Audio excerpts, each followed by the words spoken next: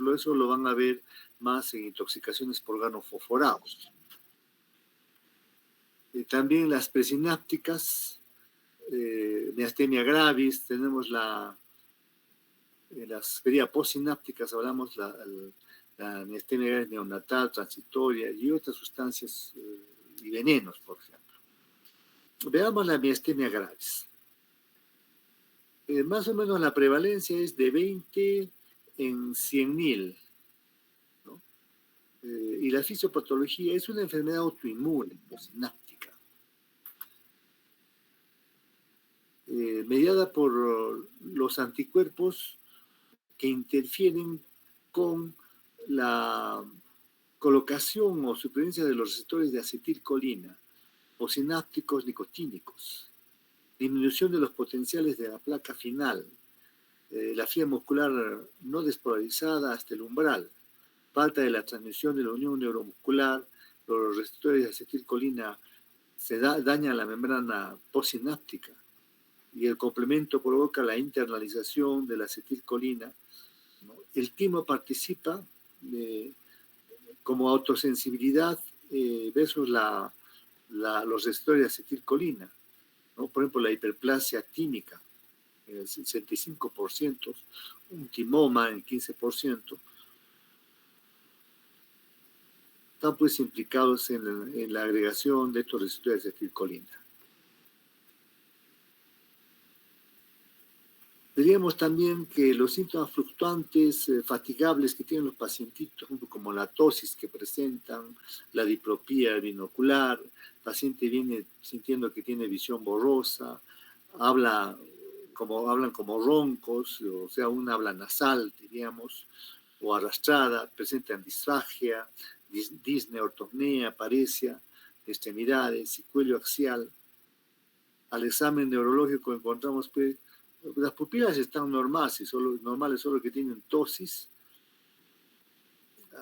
tienen fatiga, tienen oftalmoparesia, también tienen el paciente siente que se cansa comiendo, por ejemplo, ya en la tarde está chino y ve doble, una sonrisa incompleta, fruncimiento transversal, cierre débil de la mandíbula, debilidad en la flexión, extensión del cuello, extremidades simétricas proximales, distales, el tríceps, los dedos, todos están comprometidos. La sensibilidad, los dedos están normales. Entonces el problema es lo que siente es que le falta fuerza al paciente.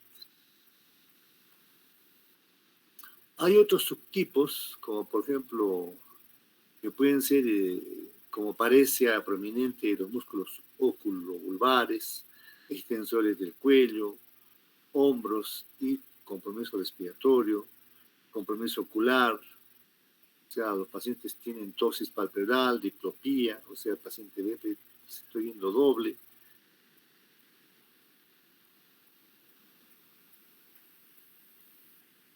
Es más, hemos encontrado, me acuerdo en la residencia, pacientitos que cuando tenían miastenia ocular,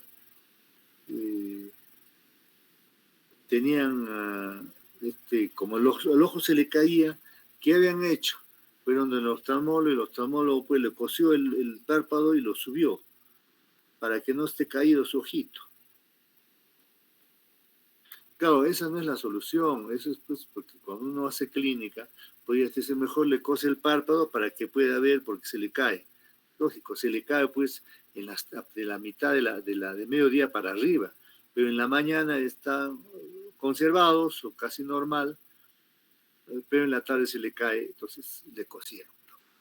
Cuando el tratamiento ya sea a base de pirostigmina, hacer su diagnóstico clínico y darle pues el tratamiento, ¿no?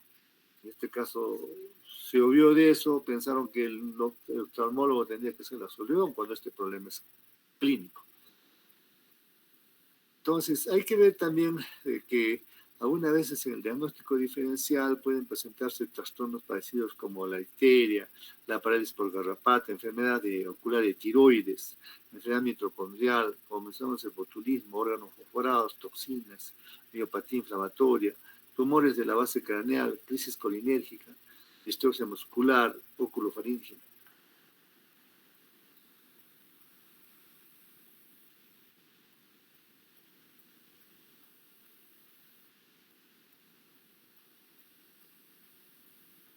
En el diagnóstico muchas veces nosotros utilizamos, por ejemplo, una prueba que es la prueba del tensilón y hidrofonio. Eso es clásico, ¿no? El paciente está postrado, no puede mover ni un dedo, y se le pone el hidrofonio o el tensilón endovenoso, que hay que tener atropina a la mano, y el paciente, veamos que con el hidrofonio se recuperan al instante, se levantan, caminan, qué felicidad el paciente siente, porque ya puede movilizarse, todo normal. Pero solo le dura 5 minutos y otra vez cae para no moverse nada, ¿no? Porque postrado. Eso nos demuestra que realmente es un paciente que tiene miastenia graves, ¿no? Que se utiliza.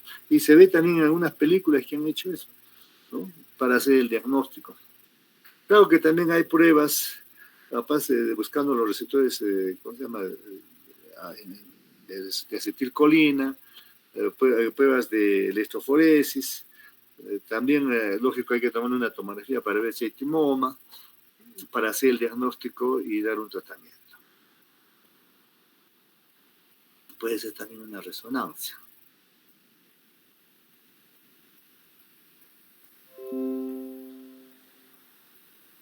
El pronóstico, la mortalidad, un 5% puede ser con disponibilidad de cuidados intensivos en UCI, que entran a ventilación mecánica, ¿no? Hay exacerbaciones tempranas, que a veces son graves, hay que tener las crisis miasténicas, que hay que tener cuidado. Puede ser una serie de relación de medicamentos, pueden ser hasta más de 50, hay que tener conocimiento porque esos se exacerban y producen crisis miasténicas.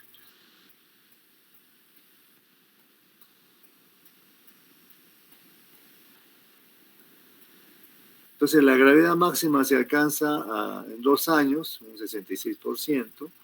Hay una remisión espontánea en algunos casos, otros duran 10 a 15%. En promedio, la enfermedad activa dura 7 años, seguidos de 10 años de inactividad relativa. Rara vez pueden tener una fase de agotamiento característica por cierto grado de déficit fijo tras un periodo prolongado de paresia severa. Entre el 15 y 40% presentan problemas oculares, ¿no? Y pocos más bien desarrollan de estos miastenia generalizada. Esto que puede ocurrir entre el transcurso de 2 a 3 años. El tratamiento, en principio generales, los objetivos es remisión de la paresia miasténica, de las manifestaciones que puede tener el paciente, ¿no? Dándole tratamiento con minimización de los efectos secundarios. Entonces, utilizar un inhibidor de acetilcolinesterasa, como por ejemplo la piridostigmina. Utilizamos por un tiempo. El paciente se puede añadir prednisona o inmunosupresores, ¿no? Que ayudan realmente a controlar el paciente. A veces tenemos que utilizar plasmaféresis en estos pacientes.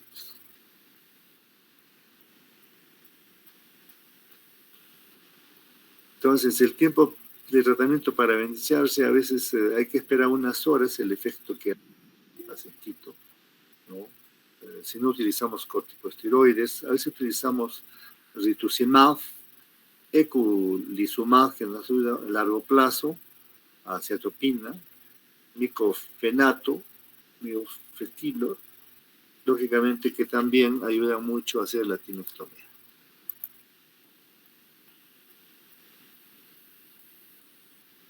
En enfermedad refractaria, a veces hay que ver si hay respuesta a los esteroides y más allá utilizar inmunosupresores. En consideraciones sobre el embarazo, a veces utilizar prednisona, pero siempre viendo que no haya trastorno fetal, porque a veces cuando se tiene un pacientita que está gestando y tiene miastenia grave, realmente es algo complicado porque cómo manejamos esos dos casos. ¿no? Pero habría que ver cada caso especial en qué situación y en qué mes de gestación está el paciente. En cuanto al uso de la priostigmina o dosis inicial del adulto es de 30 a 60 miligramos con las comidas tituladas según lo que se pueda manifestar, ¿no? Se puede utilizar hasta cada 4, cada 6 horas y se va bajando de acuerdo a la mejoría que pueda tener el paciente. No siempre sacando la timectomía, pues, porque si no, no hay buen pronóstico. La prednisona, dosis inicial de 20 a 60 miligramos por día, si se empieza con la dosis baja, aumentar 10 miligramos por día cada semana, ¿no? Hacer su control, hasta los 60 miligramos por día, a veces. En crisis o parecia severa, después del tratamiento de rescate, empezar los 60 miligramos por día. Y disminución una vez en remisión o en meseta, en la mejoría, a veces utilizamos de 5 a 10 miligramos cada 2 a 4 semanas, a 20 miligramos por día, luego por meses o años, hasta la dosis más o menos tolerada por el paciente. Hay que tener en cuenta el aumento de peso del paciente, a ver si tiene osteoporosis, cataratas, glaucoma, adelgazamiento de la piel, el estado de ánimo en cada cual se encuentra, ánimo, psicosis, úlceras pépticas, necrosis avascular, miopatía por esteroides, retraso del crecimiento en los niños, antes del inicio, considerando todo eso.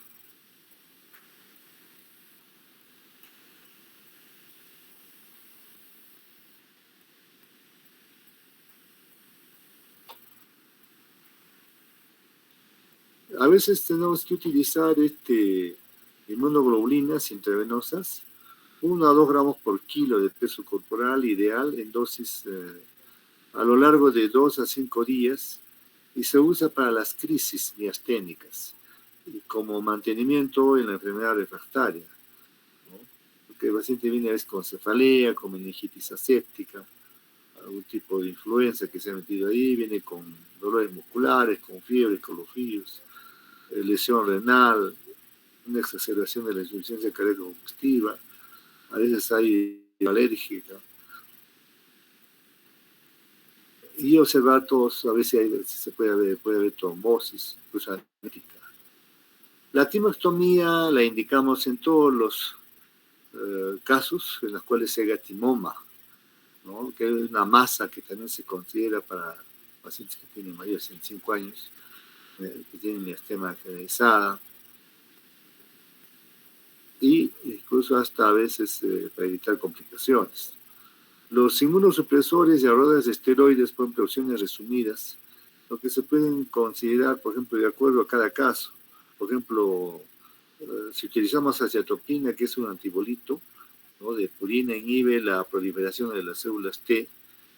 Su uso es ahorrador de esteroides de primera línea de inicio tardía de 6 a 12 meses. Entonces, iniciamos con 50 miligramos por día por vía oral, ¿no?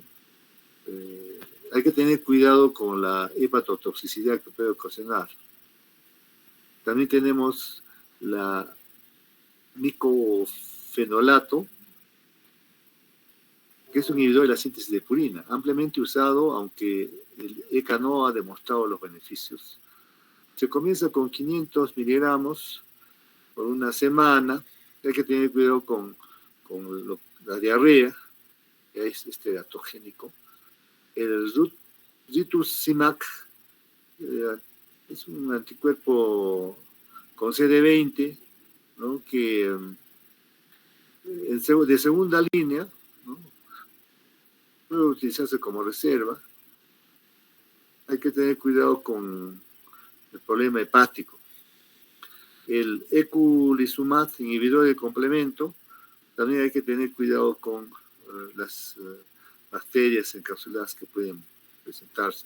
La ciclosporina es otro inhibidor de la calcineurina,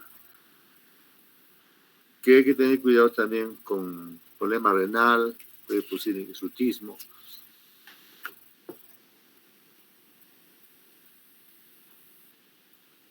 Hay exacerbaciones agudas de estas crisis, por ejemplo, la crisis miasténica, empeoramiento de la paresia miasténica que requiere intubación o ventilación no invasiva. Un paciente, por ejemplo, ustedes tienen un pacientito que de repente están pensando que tiene miastenia graves, a veces no saben que no deben consumir cualquier medicamento los que tienen miastenia graves porque puede producir una crisis miasténica. Entonces, inmediatamente ustedes tienen que llevarlos a un centro donde haya ventilador, porque si no se fallece. Esa exacerbación miasténica puede sentarse en cualquier otro brote agudo de paresia, de causa fluctuación, progresión de la enfermedad, ¿no? Y puede ir progresando hasta agravarse mucho más. Hay que pedir una radiografía de pulmones de forma rápida. Tenemos que utilizar a veces inmunoglobulinas intravenosas para atacar esa crisis. Otras consideraciones, la priestimina que usamos puede aumentar las secreciones y evitar que se aumente en los intubados, que aumente el problema respiratorio inminente. Los esteroides se pueden usar al inicio, ¿no? Con dosis de 1 a 1.5 miligramos por kilo, hasta 100 miligramos por día podemos dar por 2 a 4 semanas. Pueden empeorar la paresia en forma aguda, lo que requiere cuidado de exacerbación y considerar la hospitalización por monitorización, ¿no? De las inmunoglobulinas C que estamos utilizando, esto antes de iniciar también los esteroides. Los cuidados de apoyo que hacemos son precauciones para aspiración, ¿no? Cuidado la alimentación que tiene que ser por sonda, ¿no? Y dar el soporte ventilatorio que necesite el paciente. El otro síndrome miasténico es el síndrome miasténico de Eaton-Lambert. En cuanto a la epidemiología, la prevalencia en Estados Unidos, por ejemplo, es 170 casos por año, ¿no? Y de 50 a 60 años, generalmente están relacionados con problemas neoplásicos como cáncer pulmonar, las células pequeñas, ¿no? Al final, eso puede preceder a un tumor que puedan tener. Probablemente cuando hay un pacientito que tiene Eaton-Lambert hay que pensar en un problema neoplásico. Diferente a la miastenia gravis, que es un problema generalmente autoinmunitario. En cuanto a la fisiopatología, los anticuerpos de los canales de calcio tipo actúan por el nivel de la membrana presináptica, y esa es la diferencia que a veces se pone en el examen, que la miastenia gravis donde actúa es a nivel posináptico, en cambio el Eaton-Lambert, que es otro tipo de miastenia, actúa a nivel de la membrana presináptica, ¿no? Ahí hay una disminución de la reducción de la fluorescencia de calcio a nivel presináptico. La actividad clínica, a veces tiene el paciente trastorno de la marcha, paresia, no tienen reflejos, o a veces hay hiporreflexia. Tienen un síndrome autonómico, seroftalmia, ortostatismo, estreñimiento, paresia ocular, pulvar y axilar leve, ausencia, afectación respiratoria, las pupilas, su reacción es lenta, la tosis puede mejorar, parece aproximar que puede ir mejorando con el ejercicio. El paciente tiene una marcha de pato. Entonces, al final, el diagnóstico, pues, generalmente llegamos a que es un síndrome paraneoplásico. Había que ver si realmente el cáncer está a nivel del pulmón, para eso hacer una serie de exámenes, como marcadores tumorales, para encontrar la causa que está ocasionando este síndrome Eaton-Lambert. El paciente puede tener miopatía, radiculopatía, lumbosacra, neuropatía autonómica. A veces en el tratamiento la resección del tumor puede ser curativa en algunos casos, sintomático. o depende de cada caso donde se presente el pacientito. Pirostigmina se puede usar, pero a veces no es tan efectivo como la miastenia gravis.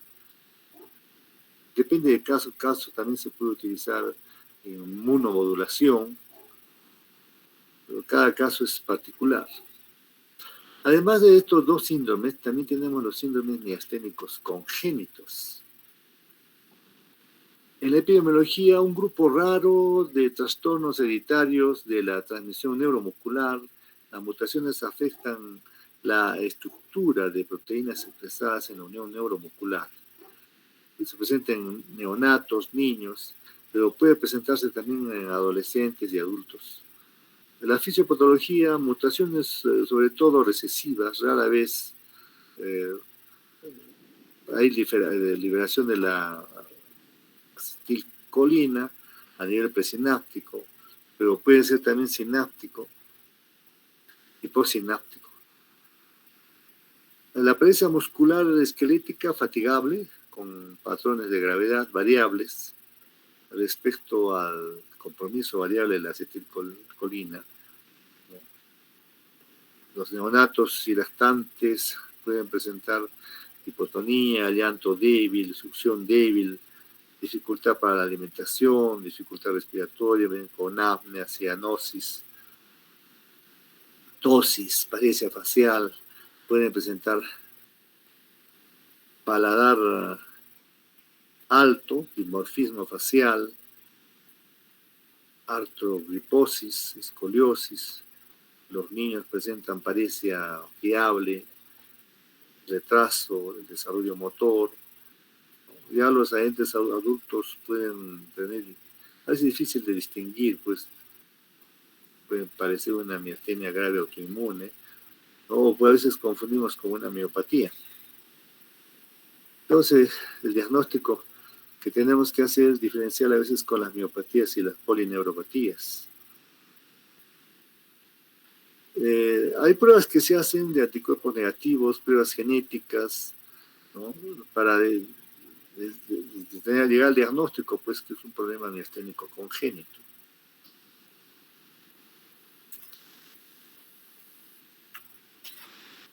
Mucho de esto ya lo verán probablemente si es que tocan el aspecto en neuropediatría.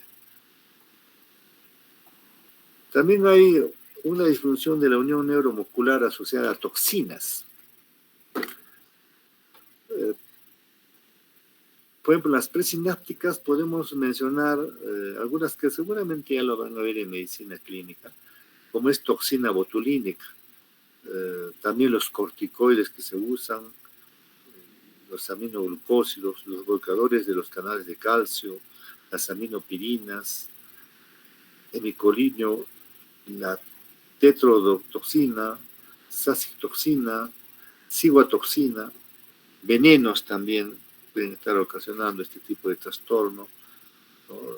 De serpiente, la propia serpiente tigre australiana, escorpión, caracoles marinos, los cascabeles brasileñas, las arañas como la viuda negra, las garrapatas. Todo esto puede producir pues estas toxinas que pueden producir trastorno de unión neuromuscular. Sinápticos como el hidrofonio, la pirostigmina, neostigmina, órganos fosforados pueden producir también esto. En las postsinápticas, el curare, por ejemplo, y agentes no despolarizantes como la succinilcolina y agentes despolarizantes de tetraciclina, venenos, ¿no?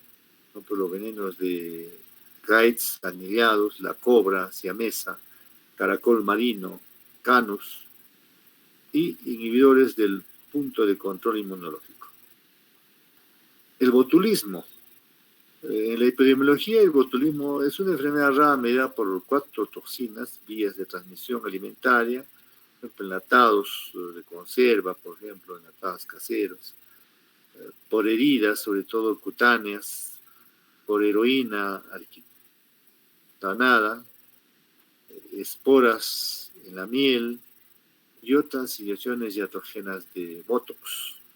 La fisiopatología, la exotoxina producida por Clostridium botulinum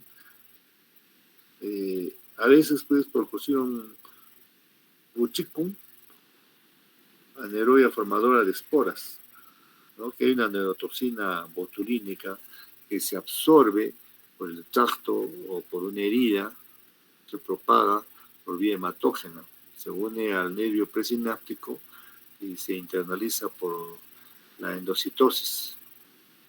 La toxina escinde las proteínas en la membrana presináptica y las vesículas de tircosina no se fusionan.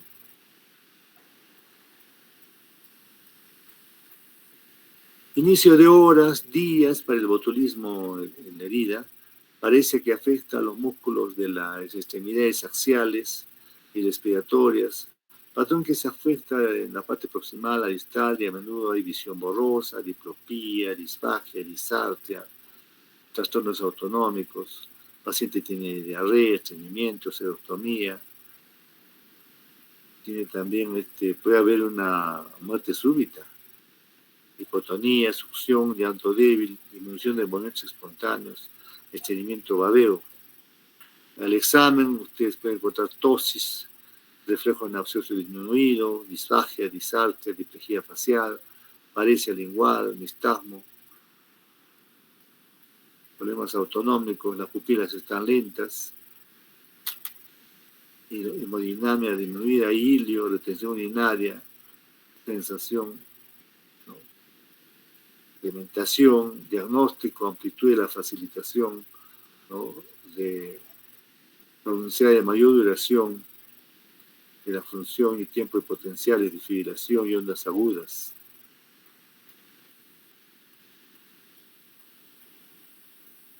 Esto pueden presentar a veces en sus centros de salud cuando ustedes estén laborando, pero el antecedente que les va a ayudar, además de la clínica que ustedes manifiesten, es que hayan consumido algún alimento en conserva, que haya estado pasado, por ejemplo el atún, ¿no? Y vienen con todas estas manifestaciones clínicas, ustedes van a estar, pues este es un cuadro de botulismo, ¿no? Y hasta se les puede fallecer ahí un paciente o toda la familia ya está enferma. Entonces inmediatamente ustedes toman las precauciones, ¿no? Porque ese dato es importante. Aunque no tenga mucha signología y ustedes ven la gravedad del paciente, al tener un paciente que ha consumido esa lata de conserva de repente pasada y esté presentando botulismo, para que tomen las medidas del caso en forma urgente. También la garrapata tiene que ver acá también, elimina toxinas salivales de garrapata, ¿no? De la especie de garrapata hermoscenta. Altera pues los canales de sodio, los nodos de Rambe y terminales del nervio. Sobre todo se encontró esto en Australia, también en Estados Unidos. Entonces el paciente tiene todo un trastorno neuromuscular. Hay miastenias relacionadas con inhibidores de los puntos de control inmunológico, por ejemplo, complicaciones raras tratadas por cáncer, por ejemplo. Se bloquean las vías inmunológicas para la autoalergia, comprometiendo la unión neuromuscular. A veces no se sabe y la conocemos como un trastorno idiopático. Damos tratamiento con corticoides, a veces utilizamos metilprednisolona. Y finalmente, para terminar, haremos algo de los trastornos musculares, sobre las llamadas miopatías. Las miopatías pueden ser hereditarias o adquiridas. Las heredadas pueden presentarse en la infancia, son congénitas, o bien entradas en la edad adulta. Las miopatías adquiridas se presentan pues en la edad adulta y pueden deberse a enfermedades sistémicas, ¿no? Pueden ser etiológicas, inflamatorias, tóxicas, metabólicas. Por ejemplo, en la historia, que podemos hablar de una miopatía, tenemos el inicio de evolución temporal de la paresia, patrón de paresia, preguntar por las limitaciones funcionales. Por ejemplo, dificultad para subir las escaleras, lavarse el pelo, dificultad para abrir tarros, por ejemplo, tropezar ante cualquier situación, problema facial, dificultad para usar, por ejemplo, silbar, por ejemplo, Hay mialgia, calambres, rigidez, fasciculaciones, atrofia, hipertrofia, disfagia, disnea. Exposiciones tóxicas como estatinas, esteroides. Puede haber también por enfermedades sistémicas, pérdida de peso, artritis, edema, disnea, miocardiopatía, una historia familiar dominante recesiva ligada a mitocondria. Hoy día, por ejemplo, me he visto con sus compañeritos, nos hacen la interconsulta a emergencia por un niñito de 9 años que ha tenido una faringomielitis, un proceso infeccioso. Se ha utilizado ibuprofeno, ha utilizado una serie de productos. La consulta es que el pacientito refiere al familiar que no podía pararse, tenía falta de fuerza en las extremidades, debilidad. Entonces la consulta es esa. Se había pedido una creatina quinasa que vimos el resultado, normalmente de hasta 200, pero tenía 3.800, bien alta. Entonces llegamos al diagnóstico que se trataba de una miopatía posinfecciosa, ¿no? El caso que hemos tenido ahí en emergencia. Nosotros pues al examen, por ejemplo, podemos ver cambios en la piel, exantema, edema, caquecia pulmonar, hay taquimia, puede estar comprometido los nervios craneales, puede haber tosis, disminución de la fuerza facial, lingual, compromiso de una paresia motora. Por eso nosotros comprobamos cómo está la fuerza muscular, ¿no?, contra la gravedad. Vemos cómo está el aspecto muscular, si hay atrofia, ¿no?, si hay escápula alada, paramiotonía. Entonces nosotros, para abordar en forma general la miopatía vacía en un patrón en base a la paresia, podemos, por ejemplo, cuando haya una debilidad de la cintura, describimos que hay una paresia simétrica y proximal, diagnóstico asociado a la mayoría de las miopatías hereditarias o adquiridas. Pero si el patrón de debilidad es a nivel distal, podemos decir que es una paresia simétrica y distal, ¿no? Una miopatía distal también puede ser neuropatía. Si hay un patrón de debilidad a nivel fascio, escápulo-humeral, escápulo-peroneal, la paresia proximal del brazo distal de la pierna, simétrica, ¿no? Podemos pensar en un Emery-Deyfus, ¿no?, una maltasa asociada a escápulo peroneal. Si hay una parálisis de debilidad del brazo distal o la pierna proximal, pensaríamos en que puede estar compartida la paresia simétrica en el brazo distal y paresia proximal. Aquí hablamos de distrofia miotónica, por ejemplo. Si el paciente viene con una tosis o oftalmoparesia, diríamos que tiene una paresia oculosimétrica, y aquí hablamos sobre un trastorno mitocondrial, unión neuromuscular, puede ser una miastenia gravis, una miastenia congénita, un botulismo, una tosis de oftalmoparesia. Si hay compromiso del extensor del cuello, haríamos de paresia limitada a los extensores del cuello simétrico, una miopatía aislada a los extensores del cuello y una miastenia gravis. Puede pasar también una esclerosis lateral amiotrófica. Si hay una debilidad a nivel vulvar, hablamos de una paresia lingual, faríngea y diafragmática. Aquí podemos pensar una miastenia gravis, un botulismo, una enfermedad de NM, un ELA también, o la enfermedad de Kennedy. Si la debilidad que hay es episódica y desencadenante, parece episódica de dolor,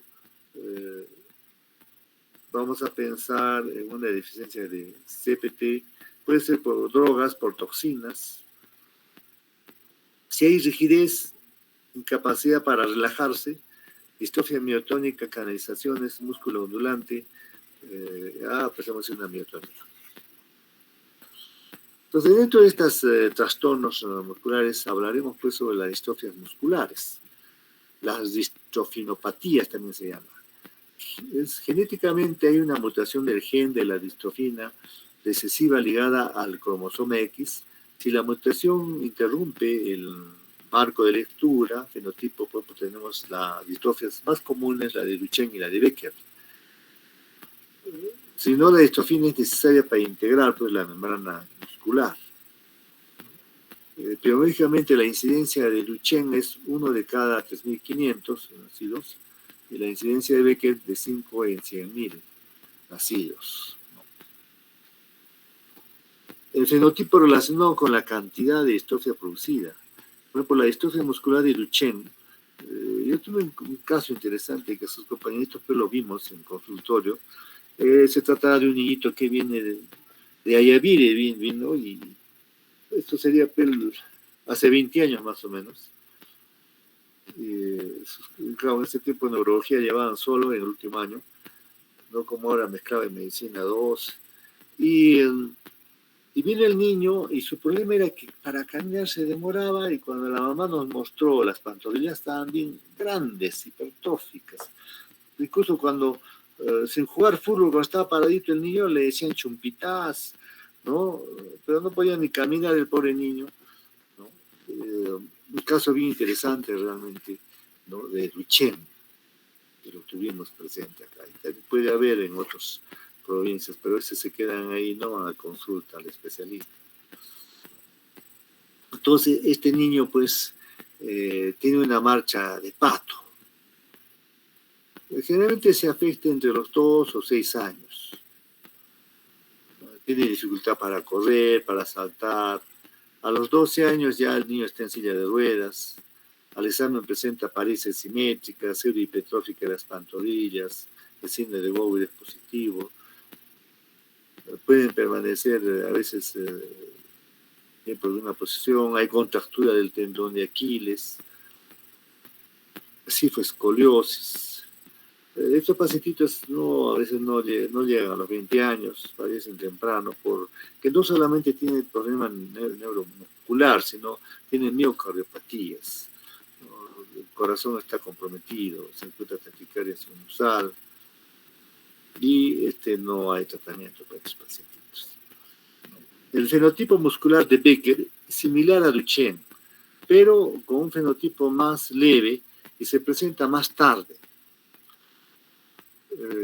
Sus consultas son ambulatorias, pues más o menos a los 15 años de edad, el 50% de a los 40 años. La afectación cardíaca más severa, pues presenta miocardiopatía. El diagnóstico se hace con pruebas genéticas para poder tener un diagnóstico definitivo. Lamentablemente no se tiene tratamiento para esta enfermedad, solo damos con sesgo genético.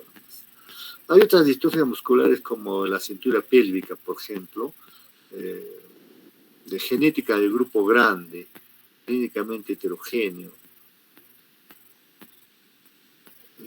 Hay una pareja progresiva de predominio proximal de las cinturas pélvica y escapular, y han logrado pues tener una marcha independiente, o hay compromiso de otros músculos impulsados de grado variable. Las pruebas genéticas nos ayudan a llegar al diagnóstico. Tampoco no tenemos tratamientos para estos pacientitos. Las distrofias miotónicas, por ejemplo, la miotonía, que viene a ser una relajación retardada de músculo, ¿no? Se puede describir como una rigidez o dolor, a menudo se ve en cara, en manos, ¿no? En eminencia tenar, extensor de los dedos.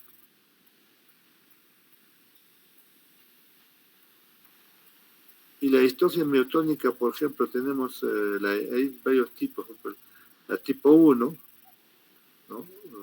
Repetición inestable de los trinucleótidos, también es genético. El paciente puede tener cataratas y otros trastornos en otros órganos. La distrofia tipo 2 también es genética, parecida a la 1, pero se puede presentar a finales de la edad adulta. Otras distrofias musculares, como la distrofia facio-escapulohumeral, también es de herencia. Hay parecia de cara, de hombros, proximal de brazos, puede ser asimétrica.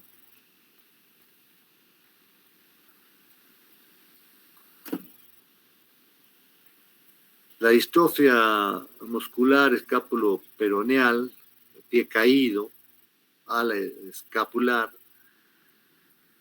la distrofia muscular de Eimer-Dreyfus, hay contracturas tempranas de los tobillos, parece a progresión lenta, defecto de conducción cardíaca, la distrofia muscular oculofaringia, también hay progresión lenta, a veces estudiado por los franco-canadienses, el paciente tiene paresia, fatiga con disfagia, parecia de las extremidades proximales. Y en otro grupo hay las miopatías congénitas, ¿no? Miopatías congénitas de núcleos centrales, por ejemplo, las miopatías multinucleares, las miopatías nemalínica, y dentro de las, por ejemplo, miopatías metabólicas, que son enfermedades de almacenamiento de glucógeno, hay 16 trastornos reconocidos del metabolismo de los carbohidratos o deficiencia de enzimas que se producen o catabolizan el glucógeno, dos variantes de enfermedad musculoesquelética, intolerancia al ejercicio, rhabdomiolisis y miopatías con daptomiolisis. Ahí tenemos en estas miopatías metabólicas la enfermedad de Pompe, genético, un defecto a nivel del gen GA, ¿no? Aquí observamos un electrocardiograma normal, hay miocardiopatía, puede haber insuficiencia ventilatoria restrictiva. Lógicamente, en todos estos pacientitos tienen pues debilidad, dificultad para la marcha, para caminar. Igual que la enfermedad de Maglund-Adler, parecida también a la de Pompe, ¿no? Aquí el pacientito también tiene su debilidad, es un problema genético. Hay trastornos metabólicos de los lípidos que también pueden producir miopatías, así como las famosas miopatías mitocondriales, que son un poco raras también. Por ejemplo, aquí podemos hablar de las miopatías mioclónicas, fibras rojas rasgadas. El paciente tiene mioclonías, crisis generalizadas, ataxia, demencia, hipoacusia sensorial, atrofia óptica, paresia progresiva. La encefalopatía mitocondrial, acidosis láctica, episodio tipo ictus. La oftalmoplegia externa progresiva. Y finalmente las miopatías inflamatorias. Y aquí hay dos rubros aquí, por ejemplo, que son la dermatomiositis y la polimiositis. Algunas de esas las vamos a utilizar en otras, vamos a escucharles en otras especialidades, como dermatomiositis relacionada con dermatología. La miositis o polimiositis van a probablemente tocar también en reumatología.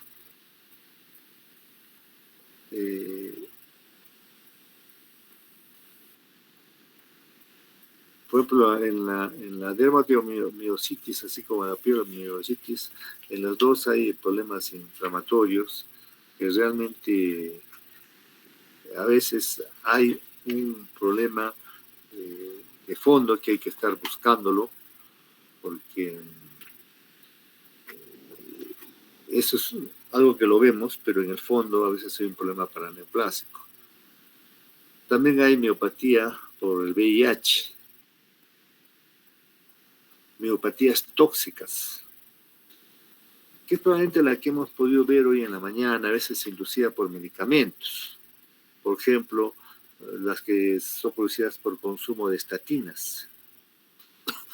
El paciente viene con calambres, con mialgias, paresia asimétrica proximal. Entonces, y el antecedente es que está consumiendo algunos medicamentos como ciclosporina, macrólidos, pero a veces uno está tomando acitromicina y de pronto nomás tiene su miopatía por el medicamento. O sea, por eso es que en países como Estados Unidos no se toman medicamentos así nomás, que sean prescritos por el médico, con todo el conocimiento de lo que se está haciendo. Entonces, la mayoría de los casos ocurre en 6 meses de iniciar las estatinas, por ejemplo, pero puede hacerlo en cualquier momento luego de suspender las estatinas, ¿no? Entonces, a veces cuando uno consume estos medicamentos, hay que sugerir al paciente lo que puede pasar si consume un buen tiempo. Pasa muchos meses consumiendo y después aparecen pues estos trastornos hepáticos. Pero hay que explicarle al paciente para que él sea el que con conocimiento de causa sabe lo que pasa. O apenas tenga alguna molestia o un signo o síntoma, consulte para de repente suspender esta medicación. Y la miopatía por el uso de glucocorticoides o esteroides. Hay factores de riesgo, pues a veces se toma 30 miligramos por día o más de glucocorticoides. Se toma por semanas, meses, depende de la edad avanzada. A veces el paciente tiene cáncer, tiene inactividad, factores de porción de las piernas, ¿no? Entonces el paciente comienza a tener pues todos unos trastornos hepáticos, no por el consumo de esteroides, sobre todo cuando es por mucho tiempo. Por eso cuando se consume a veces hasta 10 días no pasa nada. El problema es que cuando se consume mucho tiempo, es más, a veces hay que retirar en forma progresiva, porque si no comienza a tener estos trastornos. También hay una miopatía que he visto con relativa frecuencia acá en el hospital, que son la miopatía por el alcohol. A veces uno consume en horas, a veces consume días de forma masiva. Causa dolor muscular, calambres, hinchazón, paresia. La creatinquinasa puede estar muy elevada, paresia proximal de aparición gradual en miembros inferiores, ¿no? Y eso ustedes lo van a ver con relativamente frecuencia, a veces cuando estén trabajando en su centro de salud, pacientitos que consumen su licor, sobre todo a veces cuando consumen ese licor fuerte, ¿no? La cerveza no tanto, pero a no ser que exageren también en tomar, a veces toman pues ya días, ¿no? O muchas horas. Entonces ahí se puede presentar este tipo de trastornos, que es una miopatía por el licor que están tomando. También la cocaína de presentación variable, la cual ahí puede haber hasta rhabdomiolisis, entonces puede haber isquemia, infarto de miocardio. Hay pacientitos que tienen gota y que su médico pues les da colchicina. La colchicina también puede causar neuromiopatía tóxica. O sea, aquí estamos hablando de un compromiso tanto del nervio como el músculo, un trastorno neuromuscular por toxicidad de la colchicina. A veces en la gota nosotros damos, viene el paciente en gota aguda, damos una tabletita cada hora por 10 horas y a veces se exagera por la cantidad que se toma y puede ser tóxico. O el paciente a veces sabe que le calmó por la cantidad que le dio su médico y él se automedica, ¿no? Y también llega a ser tóxico. Entonces hay una miopatía proximal, y nada más una neuropatía tóxica dependiente de la longitud, ¿no? Depende de los factores de riesgo, personas mayores de 50 años, los que tienen insuficiencia renal crónica son afectados, ¿no? Hay, ¿cómo se llama? El estudio electromiográfico, cambios miopáticos. También hay trastorno polineuropático, sea leve. Hay descargas miotónicas ocasionales. Pero se resuelven, ¿no? A veces en 4 a 6 meses. Tampoco la resolución no es pronta. Claro, mejoran con el tratamiento que damos hospitalización, pero siguen el problema. Después de unos meses se resuelven sin que reciban su tratamiento. Y suspenda, pues, este tóxico. También la penicilamina puede causar también este tipo de trastornos con paresia proximal simétrica. El paciente tiene disfagia, cambios miopáticos. Inhibidores del punto de control inmunológico puede dar como la miositis. También a nivel vulvar o oculomotor, Puede coincidir con un cuadro de miocarditis, miastenia gravis. Con eso hacemos el diagnóstico condicional. Otros fármacos que pueden ocasionar este tipo de trastornos miopáticos son la sirubrina, por ejemplo, la miopatía que puede producir el VIH, la hipopolipemiantes, por ejemplo, los fibratos. Ahora venden pues este frasco como vitaminas de niacina. Tenía un pacientito que tomaba su niacina, dice, le habían traído de Estados Unidos, estaba tomando, este es bueno, y toma, después tuvo un trastorno idiopático por el consumo, que a veces no sirve consumir así nomás las cosas, sobre todo productos un poco que no son usuales, ¿no? La ezetimibe también, a veces antivirales, como la midubina, entecavir, el vidina, la vincristina también se ha encontrado, a veces la cloroquina, la hidroxicloroquina, la miodarona, la ciclosporina, el labetalol y el propofol que utiliza para problemas cardiovasculares.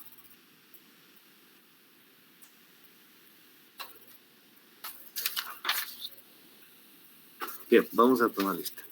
A ver, Vilca Huiza, Quispe Huaracayo, López Araujo, Karen. Quispe Huaracayo, presente, doctor. Presente, doctor. López Araujo. Ya. Vilca Huiza. Ya. Atencio Maquera, Víctor. Mamani Cotizaca. Presente, doctor. Buenas tardes. Buenas tardes. Presente, Atencio Maquera, doctor. Atencio Maquera, presente. Calizaya Huacasi, César. Presente, doctor. Buenas tardes. Buenas tardes. Apasa Condori Jordan. Presente, doctor. Buenas tardes. Buenas tardes. Arapa Cuevas Arisela Brigitte. Presente, doctor. Buenas tardes. Tiznao Ramos Richard Simón. Quispe Flores Fabián Ronaldo. Presente, doctor. Buenas tardes. Buenas tardes. Vilca Cáceres Alan Waldir. Presente, doctor. Buenas tardes. Buenas tardes. Casa Valero Laura Luz. Buenas tardes, doctor. Presente. Buenas tardes. Montoro Ramírez Jonathan Antonio. Guaita Asa Oscar. William, presente, buenas tardes. Buenas tardes. Vázquez Azco Michael Anthony. Presente, doctor. Buenas tardes. Buenas tardes. Choquicota Poma Alex. Flores Choque y Johan Edward. Presente, doctor. Buenas tardes. Buenas tardes. Mamani Maquera Richard. Presente, doctor. Buenas tardes. Buenas tardes. Espinosa Tito Jenny. Presente, doctor. Buenas tardes. Luque Quispe Lisbeth. Presente, doctor. Buenas tardes. De Jiménez Casa. Presente, doctor. Buenas tardes. ¿Me escucha? ¿Quién es usted? Choquecota Poma, doctor. No quiere activarse mi micro, doctor. Disculpe, doctor. Poma. Choquecota Poma. Choquicota Poma presente. Llanos Ramos Juan Pablo. Presente, doctor. Buenas tardes. Jiménez Cáceres Alexander. Presente, doctor. Buenas tardes. Buenas tardes. Flores Alexis. Presente, doctor. Buenas tardes.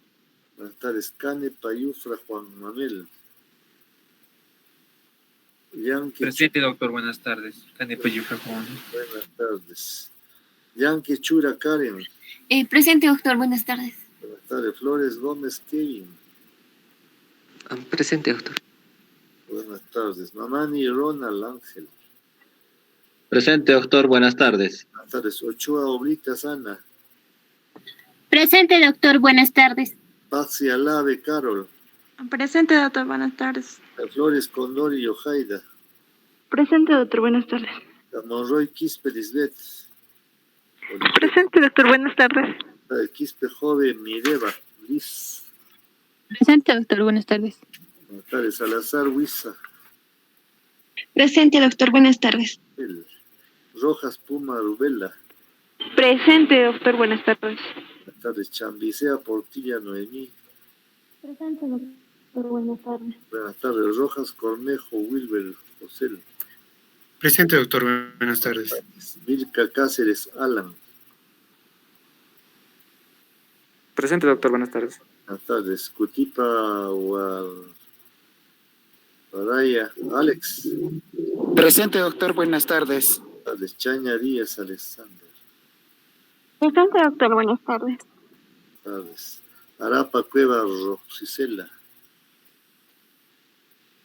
Presente, doctor. Buenas tardes. Buenas tardes. Flores Colgado.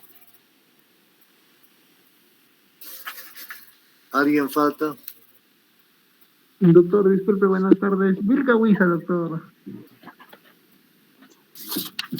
Vilca Huiza. Doctor, buenas tardes. Buenas tardes. Yerba Pari también, doctor.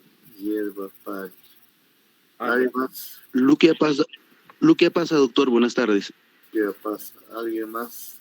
Quispe Guaracayo, Sánchez doctor. Condori, Quispe Guaracayo, Denis.